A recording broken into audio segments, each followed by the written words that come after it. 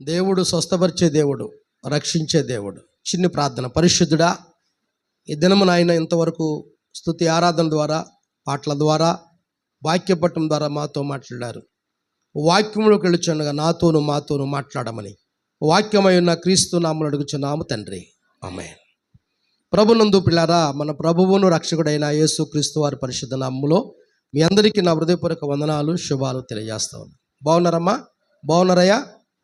ఒకరు వందనాలు చెప్పుకోండి ఒకసారి పక్కన. ప్రైజ్ ది లార్డ్, హల్లెలూయా. ఈ నూతన నెలలో దేవుడు మనం ప్రేమించి 4వ నెలలో దేవుడు నడిపించినందుకు 2 చేతుల పైకెత్తి స్తోత్రం చెప్తాం గట్టిగా, హల్లెలూయా.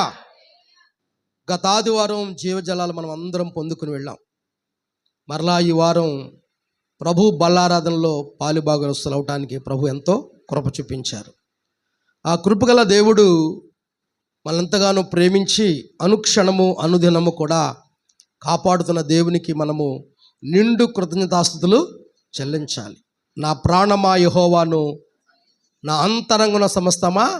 కాబట్టి ప్రతి నిత్యము కూడా దేవుని స్తుతించుట మంచిది. చెప్పండి, మంచిదా చెడ్డదా? మంచిది. దేవునికి స్తోత్రం. కాబట్టి ఈరోజు వర్తమానంలోకి వెళ్ళిపోదాం.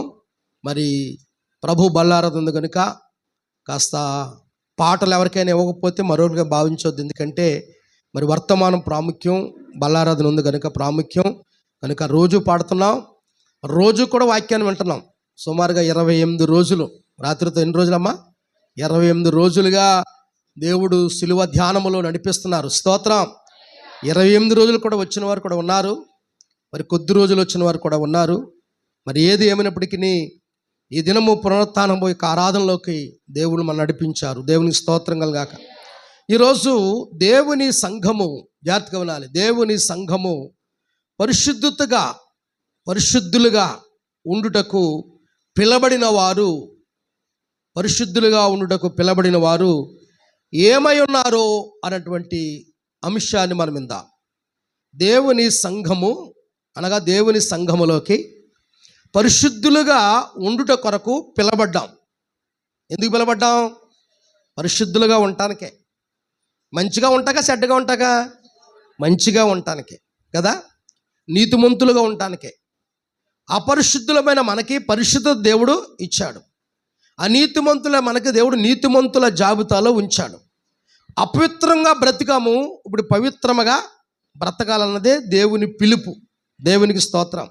అందుకని దేవుని సంఘములో పరిశుద్ధులుగా ఉండుటకు పిలబడిన వారు ఏమై ఉన్నారో అనేటువంటి ఒక 7 మాటలు త్వరగానే మీకు పూర్తి చేస్తాను ఈరోజు. 7 మాటలు కూడా, ఎందుకంటే దాన్ని వివరిస్తే సమయం పడుతుంది. కాబట్టి త్వరగా ఎక్కడ అంటే మీరు ఏం బైబిల్ మా శివర ఈ శివర లేక ప్రకటన ఆదికాండం తీసుకోకూడదు, కానీ మీరు చదివినటువంటి వాక్య భాగంలో నుండి కొన్ని మాటలు మనము ధ్యానించుకుందాం. దేవునికి స్తోత్రం కలుగాక. ప్రియులారా, 3వ అధ్యాయం మనం చదువుకున్నాం కదా. ఏ అధ్యాయం చదువుకున్నాం? ఏంటది? ఏ కొరింథీ? అది 1 కొరింథీ 3వ అధ్యాయము 1 నుంచి 9 వరకు మనం చదువుకున్నాం కదా.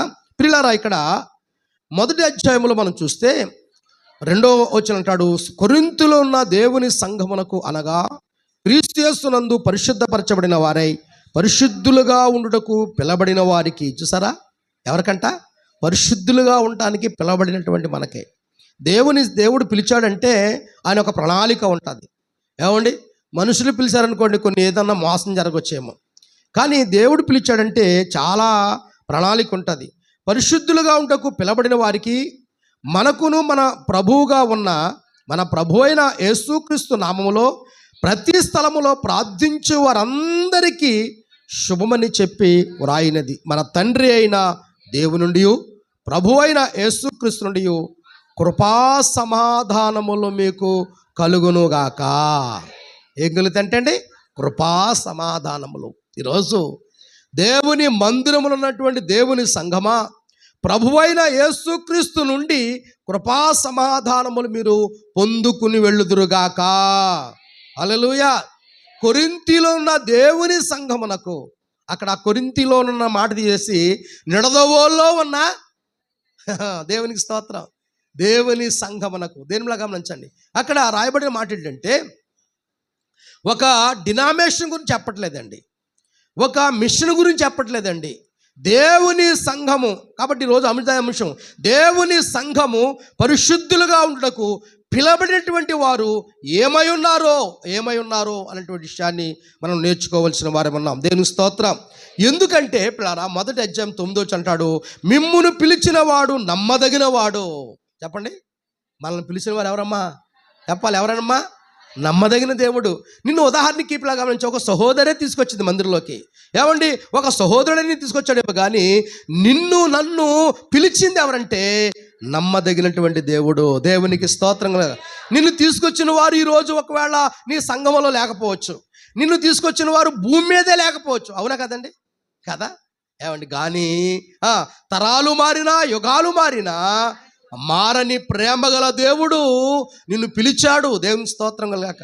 అందుకే మనం పాడతాం, యేసుక్రీస్తు నిన్ను పిలిచెను రావేలా ఓ యువకా, ఓ యువతి, ఓ సహోదరి, ఓ సహోదరుడా. ఎందుకంటే దుర్దినములు రాకమునిపే, ఆ యొక్క బాల్య దినములే అందే నీ సృష్టికర్తను నువ్వు స్మరణకు తెచ్చుకో. దేవుని స్తోత్రం. కాబట్టి పిల్లారా, మన ప్రభువు అయిన యేసుక్రీస్తు తన కుమారుని సహవాసమునకు మిమ్ముని పిలిచిన దేవుడు నమ్మదగిన దేవుడు. దేవునికి స్తోత్రం. హల్లెలూయా. అందుకంటాడు మొదటి అధ్యాయం 26 అంటాడు, సహోదరులారా మిమ్మును పిలిచిన పిలుపును చూడండి. చూసారా, మిమ్ముని పిలిచిన పిలుపు ఒకసారి చూడండి. మీలో లోకరీతిని, ఎక్కడంట? లోకరీతి అంటే శరీర రీతిని కాదు, లోకరీతిని జ్ఞానులైనను గనులైనను గొప్ప వంశం వారిను అనేకులు పిలవలేదు. సరా, ఎవరెవరినో పిలవలేదు, నిన్ను దేవుడు పిలిచాడు, నన్ను దేవుడు పిలిచాడు.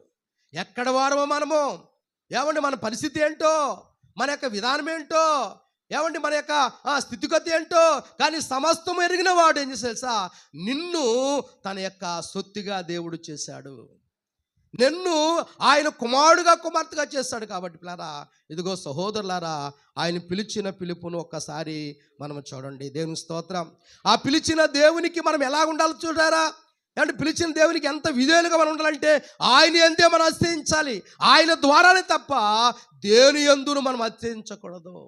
ఒకవేళ కలిగిన తర్వాత నీకు ఏమన్నా డబ్బు కలిగిందేమో, బంగారం కలిగిందేమో, ఇల్లు కట్టుకున్నావేమో, లేకపోతే వస్తువులు కొన్నావేమో, పొలాలు కొన్నావేమో, స్థలాలు కొన్నావేమో, లేకపోతే ఆస్తి సంపాదించేమో, దీనివల్ల కాదండి, దేనివల్ల కాదండి. దేవునికి స్తోత్రం. చెప్తారా? నిజంగా సేవ ప్రారంభించినప్పుడు ఇలాగ ఉంటుంది, అలాగ ఉంటుంది, కారు కొంటాము, మోటార్ సైకిల్ కొంటాము, లేకపోతే ఇల్లు కడతాము, లేక ఇది చేస్తాము అని అనుకుని వచ్చామా మేము సేవకే? చెప్పండి, వచ్చామండి? రాలే. అలాగే మీరు కూడా మీ పరిస్థితులు కూడా, ఏమండి, దేవుడు నమ్ముకున్నాం, దేవుడు ఎలా నడిపిస్తే అలాగే నడవాలనికి నడిచాం. కాబట్టి దేవుడు ఏం చేశాడంటే దేవుల్లో నిలిచాం. హల్లెలూయా. అవునా కదా? చెప్పండి. ఏమండి, వస్తా మనం ఏమైనా ఆలోచించామలే? ఏమండి, ఆలోచించండి.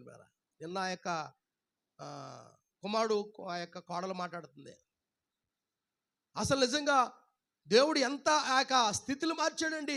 పాస్టర్ గారు అని మాట్లాడుతున్నప్పుడు నేను అన్నాను, మనం అనుకోలేదు, మనం ఏమీ కూడా ఏదో ఈ లోకంలో కలుగుతా అనుకోలేదు, కానీ దేవుని మనం కలిగి ఉన్నాం. కాబట్టి దేవుడు ఏమి చేయంటే ఈ రోజున ఇంత స్థితిలో దేవుడు నడిపించాడు. దేవుని స్తోత్రం.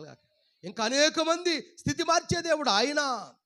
నీకు సమాధాన స్థితి అయితే ఆయన, నీ సమస్తమును ఆశ్రయించేది ఆయన. కాబట్టి పిల్లారా, ఆయన యందే మనము అతిశయిద్దాం. హల్లెలూయా. 31 అంటాడు చూడండి, అతిశయించువాడు ప్రభునందే అతిశయింపలను అని వ్రాయబడినది నెరవేరినట్లు దేవుని మూలముగా. చూసారా, నెరవేరాలి. ఏంటి లేకనబడతాం? లేఖనము నెరవేరుట కొరకు. గెత్సేమనే తోట ప్రార్థనా స్థలము. ప్రార్థనలో మన ప్రభు ఎంత విధేయత కలిగి ఉన్నాడో చూడండి. లేఖనము నెరవేరినట్లుగా, దేవుని మాట ప్రకారముగా, దేవుని యొక్క ఆజ్ఞ ప్రకారముగా ఆయన యందే మనం అతిశయించాలి.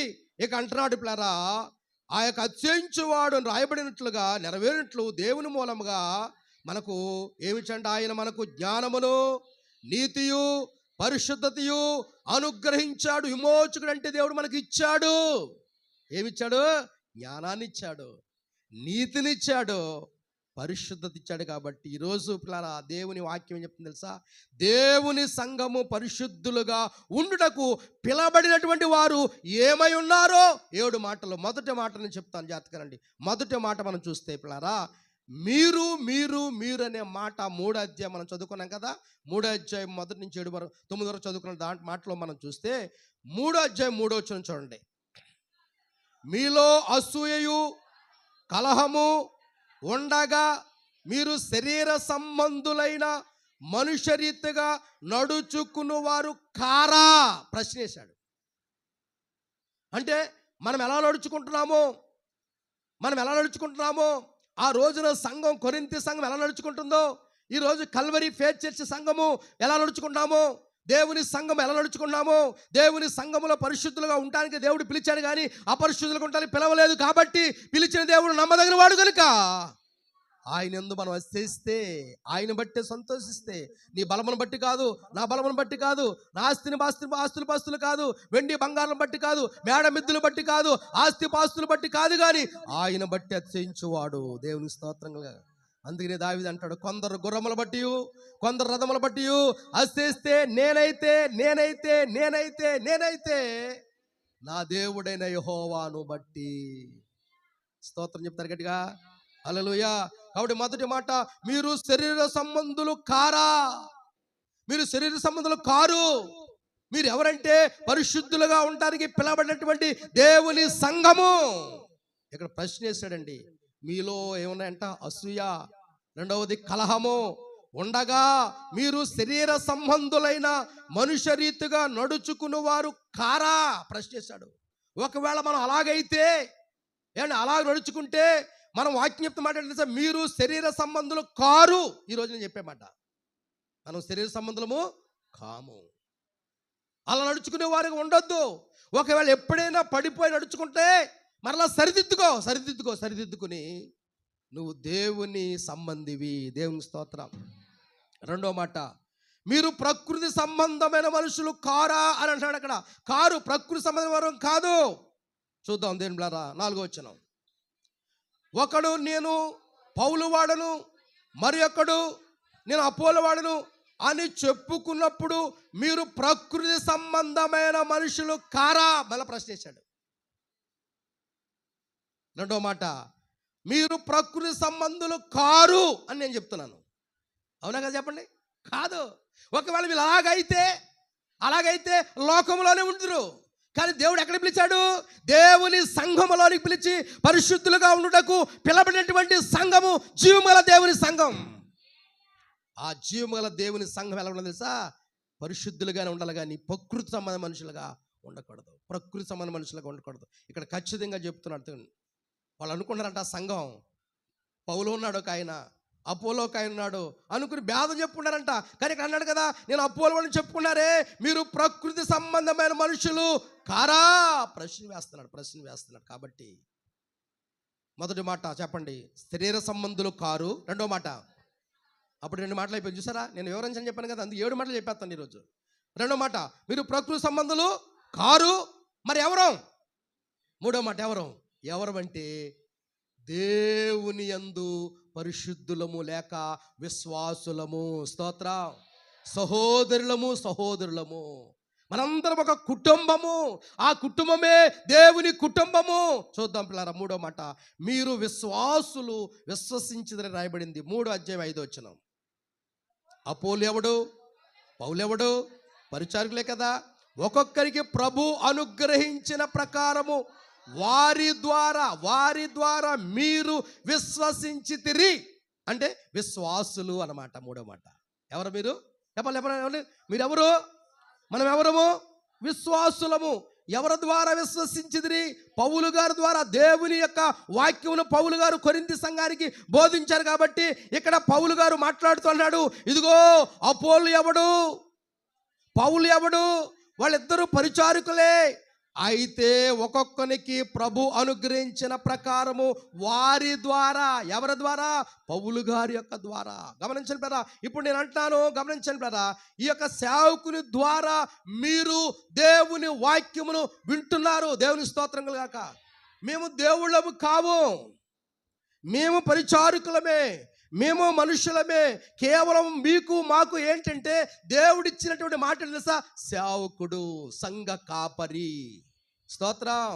దానికి పాస్టర్ గారు, లేక బిషప్ గారు, లేక రెవరెండ్ గారు, లేక సువార్థికులు, ఈ యొక్క విధాలైనటువంటిది గమనించండి పిల్లలు, గమనించండి. ఆ యొక్క ఉన్నాయి కానీ ఏమండి, సమస్తానికి దేవుని సంఘము ఒక్కటే. దేవుని స్తోత్రం కాక గమనించండి. డినామినేషన్ ఉన్నాయి. బైబిల్ మిషన్ ఉంది, లూథరన్ ఉంది, మెథడిస్ట్ ఉంది, పెంతుకోస్తు ఉంది, ఇంకోటి ఉంది. ఎన్నో సంఘాలు ఉన్నాయి. అయితే ఇవన్నీ సార్వత్రిక సంఘం అనగా దేవుని సంఘములో పరిశుద్ధులుగా ఉండటానికి దేవుడు పిలువబడిన వారు మనం. దేవుని స్తోత్రం. అయితే మనం ఏమై ఉన్నామో తెలుసా? మొట్టమొదటిగా ఒకవేళ శరీర సంబంధులుగా ఉన్నారేమో గుర్తుంచుకోండి. రెండవదిగా ప్రకృతి సంబంధంగా ఉన్నారేమో. ఇలాగూ ఉండదు. ఎలాగుండాలి తెలుసా? విశ్వాసులుగా ఉండాలి. దేవునికి స్తోత్రం కలుగాక. దేవుని కొరకే ఆ యొక్క ఆత్మలు సంపాదించే పరిశుద్ధులుగా ఉండాలి. దేవుని పిల్లలుగా ఉండాలి, కానీ లోక సంబంధమైన సైతాను పిల్లలుగా మనం ఉండకూడదు. అందుకన్నాడు ప్రభు మనకు అనుగ్రహించిన ప్రకారము వారి ద్వారా మీరు విశ్వసించింది. నిజమేనండి. సేవకుడు, మీరు విశ్వసించిన తర్వాత సేవకుడు ఏం చేస్తాడు? మీకు ఆహారం పెడతాడు, మీ యొక్క క్షేమాన్ని కోరతాడు, మీరు ఎప్పుడు బాగుండాలని కోరుతాడు. మీ కుటుంబ క్షేమం కొరకు, మీ పిల్లల క్షేమం కొరకు, మీ యొక్క పరిస్థితుల కొరకు, మీ స్థితిగతుల కొరకు, మీకున్న ప్రతి దాని విషయంలో కూడా దైవ సేవకుడు ప్రార్థన చేస్తాడు. దేవునికి స్తోత్రం. వారి ద్వారా మీరు విశ్వసించబడ్డారు, వారి ద్వారా నడిపించబడ్డారు. ఎవరో సహోదరు చెప్పారు, ఎవరో సహోదరు తెలుసుకున్నావు, ఎవరి ద్వారా తెలుసుకున్నావు. వచ్చిన తర్వాత నువ్వు విశ్వాసిగా ఉండాలి, కానీ అవిశ్వాసిగా ఉండకూడదు. వచ్చిన తర్వాత పరిశుద్ధులుగా ఉండాలి, కానీ అపరిశుద్ధులుగా ఉండకూడదు. పవిత్రులుగా ఉండాలి, కానీ అపవిత్రులుగా ఉండకూడదు. శరీర సంబంధులుగా ఉండడు, ఆత్మ సంబంధముగా ఉండాలి. ప్రకృతి సంబంధంగా ఉండకూడదు. సృష్టికర్త అయిన దేవుని బిడ్డలుగా ఉండాలి. దేవుని స్తోత్రం కలుగాక. కాబట్టి ఒకవేళ ప్రకృతి సంబంధంగా ఉంటున్నామా, ప్రకృతి యొక్క కార్యక్రమాలు మనం ఉంటున్నామా, లోకస్థమైనటువంటి రీతిగా నడుస్తున్నామా, శరీర సంబంధ విషయంలో నడుస్తున్నామా, అలాగూ నడవద్దని దేవుని వాక్యం చెప్తుంది. ఎందుకో తెలుసా? దేవుని బిడ్డలారా, ఆత్మ సంబంధమైనటువంటి మనుషులు ఆత్మానుసారముగా జీవించేవారే ఉండాలి. గలతీ పత్రికలో ఒక మాట అంటాడు, చూడండి దయచేసి. ఆ మాట చదువుకుందాం. 5వ అధ్యాయం, గలతీ రాసిన పత్రిక 5వ అధ్యాయము 26వ వచనం ఒకసారి మనం చదివినట్లయితే అక్కడ దేవుని వాక్యం ఇలా సెలవిస్తుంది. ఒకరిని ఒకరు వివాదములతో అసూయ పడకయు, వృధాగా అసూయ పడకయు. చూసారా ఎలాగుండాలంటండి? ఏ విషయంలో కూడా ఒకరినొకరు వివాదములు రేపక. కొన్నిసార్లు శరీర సంబంధులు ఏం చేస్తారు తెలుసా? చెప్పండి. వివాదాలంటే గొడవలో రేపుతారు, కెలుకుతారు, గుచ్చుతారు, కావాలని రెట్టిస్తూ ఉంటారు. అందుకనే వాక్యంలో ఒక మాట ఉంది, ప్రేమంట అనేక దోషములన్నింటినీ కప్పేస్తుందంట, పగంట లేనిపోని కలహాన్ని కూడా రేపేస్తుందంట. ఇక్కడ అదే అంటున్నాడు, ఒకరికొకరు వివాదం రేపకయు, ఒకరి యందు ఒకరు అసూయ పడకు, వృధాగా, వేస్ట్గా. ఎందుకు? అలాగూ ఉండకుండా మంచిగా ఉండమని ఇక్కడ సంఘముతో దేవుని సేవకులు చెప్తా ఉన్నారు. దేవునికి స్తోత్రం లేక. సో మరొక వచనం చూద్దాం, చూడండి పిల్లరా. ఇక్కడే ఆ యొక్క 5వ అధ్యాయంలోనే శరీర సంబంధమైనటువంటి విషయాలు మనం ఒకసారి చూస్తే అక్కడ అంటాడు పిల్లరా, 17వ వచనం చూడండి. శరీరమును ఆత్మకును, ఆత్మ శరీరమునకు విరోధముగా అపేక్షించును, ఇవి ఒకదాని యందు ఒకటి వ్యతిరేకంగా ఉన్నాయి. ఎలాగున్నాయంటండి? వ్యతిరేకంగా ఉన్నాయి. కాబట్టి వ్యతిరేకంగా ఉన్నది గమనించండి. వ్యతిరేకంగా బ్రతకూడదు. ఏదో ఒక విషయంలో ఏం చేయాలి తెలుసా? తగ్గించుకోవాలన్నమాట. దేవుని అందు అతిశయపడాలన్నమాట. 18వ వచనం అంటాడు చూడండి, మీరు ఆత్మచేత నడిపింపబడని ఎడల ధర్మశాస్త్రమునకు లోనైన వారు కారు. చూసారా? అందుకనే దేవుని ఆత్మచేత నడిపించబడాలి. ఆ ఆత్మచేత నడిపించబడకపోతే ధర్మశాస్త్రానికి మనం లోనైన వారము కాదు. శరీర కార్యములు స్పష్టంగా ఉన్నాయి అక్కడ. ఏమేంటండి? జాగ్రత్త. 15 ఉంటాయి, మీరు చదువుకున్న తర్వాత 15 ఉంటాయి. ఆత్మ ఫలాలేమో తక్కువ ఉంటాయి, శరీర కార్యాలేమో ఎక్కువ ఉంటాయి. ఆత్మ ఫలాలు ఎన్నో తెలుసు అక్కడ?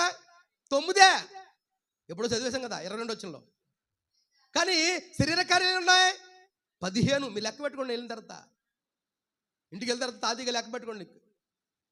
ఏమండి లెక్క పెడతా చదువుతలేదు వాక్యాన్ని. ఏమి లెక్క పెట్టుకుంటామంటే అజ్జేపు పుణుకులాట. అమ్మో అజ్జేపు ఈ లోకంలో ఉన్నది అదే పుణుకులాట తప్ప దేవుని వాక్యమును చదువుకుని అయ్యో ఆ యొక్క చర్చిలో ఇలా చెప్పారు కదా, ఈ యొక్క వాక్యం ఎలాగుంది కదా, నీ ఎప్పుడైనా చదువుకున్నావా బిడ్డ? గమనించండి. కాబట్టి శరీర కార్యములను విసర్జించాలి, శరీరం సంబంధించినటువంటి కార్యాలను విడిచిపెట్టాలి. ఎందుకో తెలుసా దేవులారా, మనందరం ఎవరమంటే విశ్వాసులమై ఉన్నాము. దేవునికి స్తోత్రం కలుగాక. చూడండి, ఇక్కడ కొరింథీ పత్రికకు వచ్చేద్దాం. 3:6 కూడా చదవండి. 3:6 కూడా, నేను నాటి తిని అపోలు నీళ్లు పోసెను, వృద్ధి కలుగు చేయువాడు అది. హల్లెలూయా. కాబట్టి ఆయన వృద్ధి కలుగు చేయవాడు. కాబట్టి విశ్వాసులారా, మనం విశ్వసించాం కాబట్టి మనం విశ్వాసులము. 3వ మాట, మొదటిదేంటి? మనం శరీర సంబంధులము కారు. 2వ మాట, ప్రకృతి సంబంధమైనము కాము. మరెవరము చెప్పాలి? ఎవరమండి? విశ్వాసులం అనగా దేవుని సంఘములో పరిశుద్ధులుగా ఉంటకు పిలవబడిన వారము. కాబట్టి మనం ఏమై ఉన్నామో 4వ మాట మనం చూద్దాం. 9వ వచనం, 3:9, మేము దేవుని జత పనివారమై ఉన్నాము. మీరు చూసారా, మనము దేవుని వ్యవసాయమును దేవుని గృహమునై ఉన్నాము. స్తోత్రం చెప్పండి గట్టిగా. మనం ఎవరమై ఉన్నామంటండి? దేవుని వ్యవసాయం అనగా పొలము. గమనించాలి. ఏమండి, వ్యవసాయము చూడరా ఎంతో బాగుందిరా, యేసయ్య పొలమురా, ఏపుగా పెరిగింది. కానీ కొన్నిసార్లు అందులో నక్కలు వస్తున్నాయి, కొన్నిసార్లు ఎలుకలు వస్తున్నాయి. ఏం చేస్తాకే? ఆ పొలమును పాడు చేయటం కొరకు, ఆ పైరును కొరికేయటం కొరకు, పంట పండనివ్వకుండా చేయటం కొరకు, ఏంటి చక్కగా విస్తారంగా ఉండకుండా శుభ్రంగా పాడు చేయడం కొరకు ఏమొస్తున్నాయంట? నక్కలు ఉన్నాయంట. యేసయ్య పొలములో అనగా జీవముల దేవుని సంఘములో కొన్నిసార్లు ఏమొస్తాయి? ఎలకలు వస్తాయి, ఏర్లు కొరికేస్తాయి, నక్కలు వస్తాయి, పాడు చేస్తూ ఉంటాయి, పంటలు పాడు చేస్తూ ఉంటాయి. కానీ దేవుని యొక్క వాక్యం ఏం తెలుసా? మీరు దేవుని వ్యవసాయమును, చెప్పండి, దేవుని గృహమునై ఉన్నాము. 2 విషయాలు అక్కడ. దేవుని వ్యవసాయమును దేవుని గృహమునై ఉన్నాము. దేవునికి స్తోత్రం. అందుకే ప్రభు అన్నాడు యోహాను సువార్త 15వ అధ్యాయం, ద్రాక్షావల్లిని నా తండ్రి వ్యవసాయకుడు, నాలో ఫలించని ప్రతి తీగను, స్తోత్రం చెప్తారు గట్టిగా, వ్యవసాయములో నువ్వు ఉన్నావు, సంఘములో ఉన్నావు, నువ్వు ఫలించాలనే దేవుడు కోరుతున్నాడు. రాత్రినా వాక్యం ఏంటి? వృక్షం గురించి. రాత్రినా వృక్షములు. దేవునికి స్తోత్రం లేక అంతకుముందు రాత్రి శుక్రవారం ప్రయోజనకరము, దేవునికి ప్రయోజనకరముగా ఉండాలి, దేవుని కొరకు ఒక వృక్షముగా ఉండాలి. ఆ వృక్షం ఎలా తెలుసా? మంచి వృక్షముగా ఉండాలి, చేదు ఉండకూడదు, నీలో ఎటువంటి ఆ యొక్క చేదు ఫలాలు ఉండకూడదు. చేదైన వేరు నీలో మొలిస్తే అది తీసివేసుకోవాలి. కాబట్టి పిల్లలు 4వ మాట అంటున్నాడు, మీరు దేవుని వ్యవసాయమును దేవుని గృహమును. ఇప్పుడు వ్యవసాయం చూడండి, వ్యవసాయంలో పంట ఏమంటే పెరుగుతూ ఉంటుంది, పంటతో పాటు కలుపు మొక్కలు కూడా పెరుగుతాయి. అమ్మా తెలుసా తెలీదా? చెప్పండి, తెలుసా తెలీదా? ఒక ఆవిడ అలాగందంట, కోయిటీలు వచ్చిన తర్వాత, ఏమిటి కలుపు మొక్కలు అందంట. అలాగే ఒకవేళ తెలుసో తెలియదు అనుకుంటున్నాను.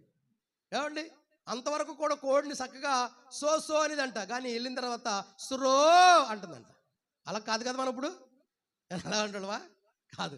వ్యవసాయము వేసిన తర్వాత వ్యవసాయములో పైరు పెరుగుతుంటే, ఆ యొక్క ఫలం వస్తూ ఉంటే, ఆ కోత, ఆ పంట పెరుగుతుంటే, ఆ పంటతో పాటు ఏం పెరుగుతాయి? కలుపు మొక్కలు పెరుగుతాయి. పెరుగుతలేదా చెప్పండి. ఇప్పుడు కలుపు మొక్కలు ఏం చేయాలి తెలుసా? వెంటనే తీసేయకూడదు, వెంటనే లాగేసే వరకు ఇది అసలైంది కూడా వచ్చేస్తుంది. అందుకని ఏం చేయాలి తెలుసా? కొంతకాలము ఆగిన తర్వాత, స్తోత్రం చెప్పండి, పంట పండిన తర్వాత, దేవునికి స్తోత్రం కలుగాక, అప్పుడు కోసేటప్పుడు ఏమండి, కోసే ముందు ఏం తెలుసా? ఆ యొక్క కలుపు మొక్కలను జాయిగా తీసేది. గట్టిగా లాగిన ప్రమాదమే. అందుకని నీలో ఒకవేళ ఏ కలుపు మొక్క పెరిగిందో, ఏమండి, నీలో ఒకవేళ ఏదైనా కలుపు మొక్క, లేకపోతే పిచ్చి మొక్క, లేకపోతే పనికిమాలిన మొక్క, ఏ మొక్క అయితే నీలో ఉందో దాన్ని ఏం చేయాలంటే ఇప్పుడు తీసివేసుకుంటే అప్పుడు దేవుని వ్యవసాయము నీవే. దేవుని స్తోత్రం. అప్పుడు యోహాను సువార్త 15 చెప్పిన ప్రకారంగా నేను నిజమైన ద్రాక్షావళిని, నా తండ్రి వ్యవసాయకుడు. వ్యవసాయకుడు వ్యవసాయకుడు ఆ వ్యవసాయం పెరగాతా ఉంటే, వ్యవసాయం ఏపుగా ఉంటే, పంట పండుతూ ఉంటే, కొన్నిసార్లు కొన్ని రకరకాలైనటువంటి జంతువులు వచ్చి ఏం చేస్తాయంటే పంటనే పాడు చేస్తూ ఉంటాయి. సంగమా అనుకోకు, నువ్వు కూడా ఒక వ్యవసాయం కాబట్టి, నువ్వు కూడా ఒక దేవుని గృహము. ఏ గృహం అండి? దేవుని గృహము. దేవుని గృహము దేవునిగా ఉంచు, స్తోత్రం లేక. అంతేగాని ఖాళీగా ఉందని ఆ గృహంలోకి ఏం తీసుకొచ్చేది? అమ్మ మొన్నే కదా ఏమన్నారు, ఏమి తీసుకొచ్చాయి? ఎన్ని దెయ్యాలు తీసుకొచ్చింది? ఒక్క దెయ్యం వెళ్ళి 7 దెయ్యాల్ని తీసుకొచ్చింది. అలాగ ఖాళీగా ఉందంటే ఇంట్లో అంటే ఏది పడితే అది పెట్టేకుండి. అర్థమైందా? ఈ వస్తువుల కంటే, ఈ వస్త్రాల కంటే, వీటి కంటే ఎక్కువగా నీ ఇంటిలో ప్రార్థన ఉండాలి. ఏముండాలి? ప్రార్థన ఉండాలి. అప్పుడు నీ ఇల్లు దేవుని గృహముగా మార్చబడుతుంది. ఎలాగా చెప్పండి? దేవుని యెహోషువాది అంటాడు, నేనును నా ఇంటి వారు. కొర్నేలు అంటాడు, నేనును నా ఇంటి వారు కలిసి ఏం చేస్తారు? ప్రార్థన చేస్తున్నారు దేవునికి. దేవునికి స్తోత్రం కలగాక. ఇంచుమించు 3 గంటల వేళ దేవునికి కుటుంబం ప్రార్థన చేయగా ఆ ఇంటికి ఎవరో తెలుసా? దేవుని దూతలు వచ్చారు. స్తోత్రం చెప్పండి గట్టిగా. అబ్రహాము శారాల ఇంటికి ఏంటి మిట్ట మధ్యాహ్నము ఆ సింధూరవనం దగ్గర ఎండవేళలో దేవుని కొరకు ఆశ కలిగి ఉన్నప్పుడు దూతలు ఏం చేశారు? ఆ ఇంటిని దర్శించారు. తల్లి దేవుని స్తోత్రం. దేవుని గృహముగా ఉన్నప్పుడు, దేవుని వాక్యము నీ గృహంలోకి వచ్చినప్పుడు, నీ ఇంటిలోకి వచ్చినప్పుడు, నీ హృదయంలోకి వచ్చినప్పుడు నీ ఇల్లు ఏమవ్వాలి తెలుసా? దేవుని గృహముగా మార్చబడాలి. స్తోత్రం చెప్పండి గట్టిగా. అంతేగాని నీ గృహములో ఏంటి రకరకాలైనటువంటి సైతాను కార్యాలు, లేక చీకటి కార్యాలు, లేక పాప సంబంధ కార్యాలు ఉండటం వల్ల దేవుని ఇల్లుగా ఉండట్లేదు. నీ ఇల్లు ఎలాగుంది తెలుసా? ఒక భయంకరటువంటి సైతానుకు నిలమైపోయింది. అందుకే ఆ నిలమైపోయినటువంటి ఆ సైతాన్ ఇంట్లోకి 7 దెయ్యాలను తీసుకొచ్చంట అక్కడ కాపురం పెట్టిందంట. ఆ సైతాను ఏం చేసింది? అక్కడే కాపురం పెట్టేసిందంట. ఇక అక్కడే పెట్టేసింది ఇంక మొత్తం అంతా కూడా. జాగ్రత్త. కానీ 4వ మాట ఏం చెప్తున్నారు తెలుసా?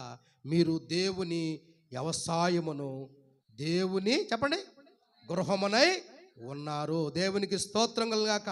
హల్లెలూయా. అంత మాత్రమే కాదండి, ఇంకా మనం ఏమై ఉన్నామో చూడండి. ఏమంటే దేవుని సంఘములో పరిశుద్ధులుగా ఉంటకు పిలబడినటువంటి మనము ఇంకా ఏమై ఉన్నామో తెలుసా? చూడండి 3:16. 3:16. మీరు ఎక్కడ తడుకోవద్దు. మీరు దేవుని ఆలయమై ఉన్నారనియు మీలో దేవుని ఆత్మ నివసించను మీరు ఎరుగరా. మీరు ఎరుగరా. గమనించండి పిల్లరా. ఆలయంలోకి వచ్చిన నీవు, మందిరంలోకి వచ్చిన నీవు, ఎవరి సన్నిధిలోకి వచ్చిన నీవు, ఆ యొక్క 4వ మాట అన్నాడు, మీరు దేవుని ఆ యొక్క గృహమై ఉన్నారు కాబట్టి మీ గృహమునే దేవుని ఆలయముగా చేసుకోవచ్చు. స్తోత్రం కలుగాక. అలాగని సంఘాన్ని ఎడగొట్టమని, లేకపోతే ఇంకో దుకాణం పెట్టమని కాదు. అక్కడ నీ కుటుంబం అంతా కలిసి ప్రార్థన చేయమని. అంతేనా? ఏంటి పాస్టర్ గారు అన్నారు, నీ ఇల్లే మందిరంగా మార్చేసుకోవచ్చు అన్నారంటే పర్లేదులే, మనం అందరం కలిసి ఇక్కడ ఆరాధన వేరు, కుటుంబ ప్రార్థన వేరు. స్తోత్రం చెప్పండి గట్టిగా. అర్థమైందండి? ఆరాధన అనగా ఆలయంలో జరిగేది. స్తోత్రం చెప్పండి గట్టిగా. అర్థమైందా? పరిశుద్ధులతో పిలబడి దేవుని సంగముగా ఉండేది మందిరములో. దేవుని స్తోత్రం కాక. కొంతమంది చూడండి పాపం ఇంట్లో కాడ ఆరాధన జరిగిన వాళ్ళు ఎంత బాధలు పడతారో. మనం కూడా బాధలు పడ్డాం. ఇప్పుడు కొంతమంది చూడండి ఏమండి ఎటువంటి ఇబ్బందులు పడుతున్నారో తెలుసా? మా ఊర్లో ఒక ఆయన పెట్టేటప్పుడు ఆవిడ ప్రేమతో పిలిచి మా ఇంట్లో పెట్టుకోండి అంది. అన్న తర్వాత ఆ ఇంట్లో చిన్న శోధన వచ్చింది.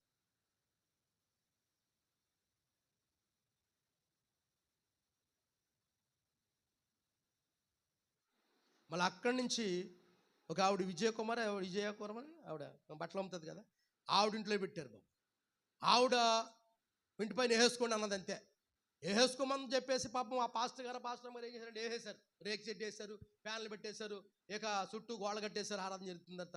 ఓ సంవత్సరం అనేవాడికి ఆవిడింట్లో ఏదో భయంకర శోధన వచ్చింది. శోధన వచ్చేవాడికి అన్నీ ఏమని చేసిన, అయ్యారండి ఇంట్లో కాడ ఆరాధన కుదరదంటండి, మందిరం కొట్టుకుంటే బాగుంటుందండి, మాకు కుదరదండి అని చెప్పేసి. ఎంత భయంకర బాధ చూడండి. ఇప్పుడు ఈ మధ్యకాలంలో ఏం చేశారంటే ఊరు చివర చెత్త వేయటానికి గవర్నమెంట్ వాళ్ళు ఏదో కట్టారు గతంలో.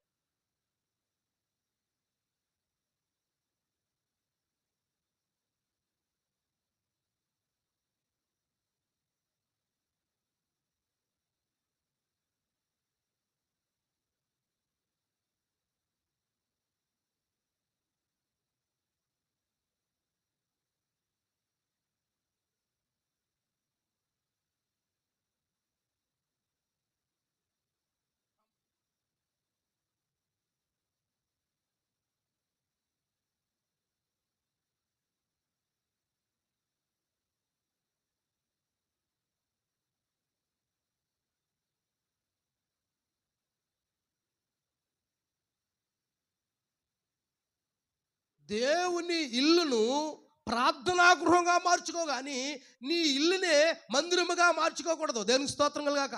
అర్థమైందండి?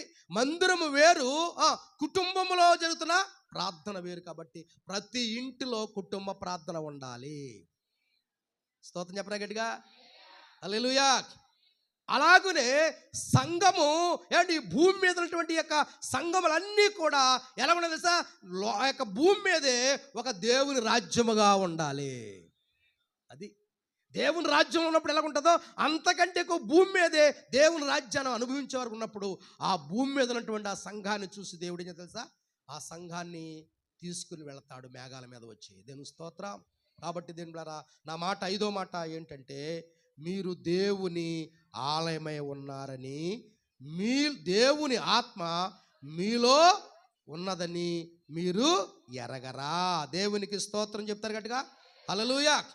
ఏమండి? అంత మాత్రమే కాదండి, 6వ మాట ఏంటంటే, మీరు దేవుని ఆలయమై ఉన్నారు. అంత మాత్రమే కాదు, మీరే ఆ ఆలయం అంట. ఎప్పుడు ఏంటి? ఎవరు చెప్పండి? మీరే ఆలయం. స్తోత్రం చెప్పండి కూడా. అంటే ఇప్పుడు ఎవరి మాట మనం ఇప్పుడు దేవుని, ఇప్పుడు ఆలయాన్ని ఏం చేస్తారన్నమాట, పాడు చేస్తున్నావు కొన్నిసార్లు. అంటే నీ దేహం అనే దేవాలయాన్ని నువ్వేం చేస్తున్నావు? అందుకే మాట్లాడుతున్నాడు ఇక్కడ. ఏమని మాట్లాడుతున్నాడు తెలుసా? దేవుని సంఘము పరిశుద్ధులుగా ఉండకు పిలబడ్డాం కాబట్టి మీరు ఏమై ఉన్నారో. స్తోత్రం కలుగాక. ఇప్పుడు చెప్పండి, ఏమై ఉన్నాము? 6వ మాట, దేవుని ఆలయమే ఉన్నాము. దేవుని ఆలయం ఏమిటమే కాదు, మీరే దేవుని ఆలయము. చూడండి ఒకసారి 17 వచనం. ఎవడైనా అక్కడ కులం లేదు, మతం లేదు, ఎవడైనా కానీ, ఏ వ్యక్తి అయినా కానీ, భూమి మీద ఉన్న ప్రతి మనిషి ఎవడైనా కానీ దేవుని ఆలయమును, అమ్మ అన్నారా? దేవుని ఆలయమును అంటే పాడు చేస్తున్నారా లేదా? పాడు చేస్తున్నారు. అర్థమైందా? జీవితాలను పాడు చేసుకుంటున్నారు. అలాగే కట్టబడిన మందిరాలను కూడా కొంత ఏం చేస్తారు? ఈ రోజున చూస్తుంటే ఎంత భయంకరం అండి, ఎంత పొగరగా మాట్లాడుతున్నారండి, ఎంత నిజంగా ఆ యొక్క బాధకరం విషయం అండి. ఎందుకో దేవుని బిడ్డల మీద అంత పగ. ఏం చేస్తున్నారండి? ప్రేమిస్తున్నారు కదా, ఏమండి? నిజముగా ఇతరులకు సహాయం చేస్తున్నారు కదా, ప్రార్థనా సహాయం చేస్తున్నారు కదా, ఏమండి? విద్యాలయాలు కడుతున్నారు, వైద్య ఆలయాలు కడుతున్నారు, ఆ యొక్క మనిషికి కావలసినది కాస్త భోజనం పెడుతున్నారు. ఇదే కదా చేసేది. ఇలా చేస్తుంటే మంచి పనులు ఏం చేస్తారు తెలుసా? మత మార్పులు చేస్తారంట. ఏంటంట? మత మార్పులు చేస్తారంట. అసలు మతాన్ని తీసుకొచ్చేది వాళ్ళు, మతములను మత్తు పెట్టేది వాళ్ళు, మతం అనేటువంటి ఒక పిచ్చి ఇండియన్ చేసేది వాళ్ళు, మతము అని చెప్పుకునేది వాళ్ళు, మా మతము గొప్ప అని చెప్పుకునేది వాళ్ళు. గమనించండి, మనం చెప్పేది మతం కాదండి. స్తోత్రం చెప్తారు కనుక. మతం మనిషిని ఏం చేస్తుంది? రెచ్చగొడుతుంది. మార్గం ఏం చేస్తుంది సార్? నడిపిస్తుంది. హల్లెలూయా. నడిపించేది కావాలా, విడిపించేది కావాలా, బ్రతుకు నేర్పేది కావాలా, జీవితాలను పాడు చేసుకునేది కావాలా? ఎందుకండి మతం? ఎందుకంటే ముసుగుల, ఏమండి? ఆ రోజున వాళ్ళు నిజంగా ఎంత దౌర్భాగ్య పరిస్థితి ఆలోచించండి. ఎప్పటికీ కూడా ఎన్ని రకాలుగా మలుపు తిరుగుతుందో చూడండి ప్రియులారా, ఎన్ని రకాలుగా మలుపు తిరుగుతుందో చూడండి. ఎంత లోకోయ, ఎంత ఆ యొక్క తక్కువగా చూపో చూడండి. అయినా కానీ ప్రభు చూపిన ప్రేమ ఏంటి తెలుసా? ప్రేమతో మనము నడుచుకుందాం. స్తోత్రంగా కాక దీర్ఘ మనస్సు కలిగి మనం ఉందాం. ఎంత ఆ యొక్క లోబడితే అంత మంచిది, ఎంత ప్రేమిస్తే అంత మంచిది. ఎందుకంటే ప్రేమతో మనం జయించే వరకు ఉందాం. దేవుని స్తోత్రం. యేసుప్రభు మనకు అదే నేర్పాడు. ఏం చెప్పాడు యేసుప్రభు? ఏం చెప్పాడండి? ఒక రోజున యేసుప్రభుని పట్టేసుకున్నారు. అప్పటి వరకు కూడా పిలాతు హేరోదు శత్రువులు. పిలాతు మధ్యన హేరోదు మధ్యన గడ్డెత్తే అసలు నుప్పక్కలదు, అగ్గిపట్టక్కలదు, కాలిపోయింది అనమాట. అంత శత్రువులు. ఎప్పుడైతే నీతిమంతుడైన ప్రభుని, యేసు ప్రభుని పట్టుకున్నారో, ఎప్పుడైతే యేసు ప్రభుని బంధించారో, ఎప్పుడైతే ప్రభుని ఆ యొక్క హింసించడం ప్రారంభించారో, ఆ రోజున వాళ్ళు ఏమైపోయారంట? శత్రువులు సైతం కూడా. ఈ రోజున చాలామంది అలాగే క్రైస్తవుడు ఒకటి బాధపడితే మిగతా వాడు అంతా కూడా లోబడిపోతారు అనుకుని అలా శత్రువులు వాళ్ళు కూడా మిత్రులైపోతారు. రకరకాల డిబేట్లు చేస్తూ ఉన్నారు. చేసుకునే ఉండే.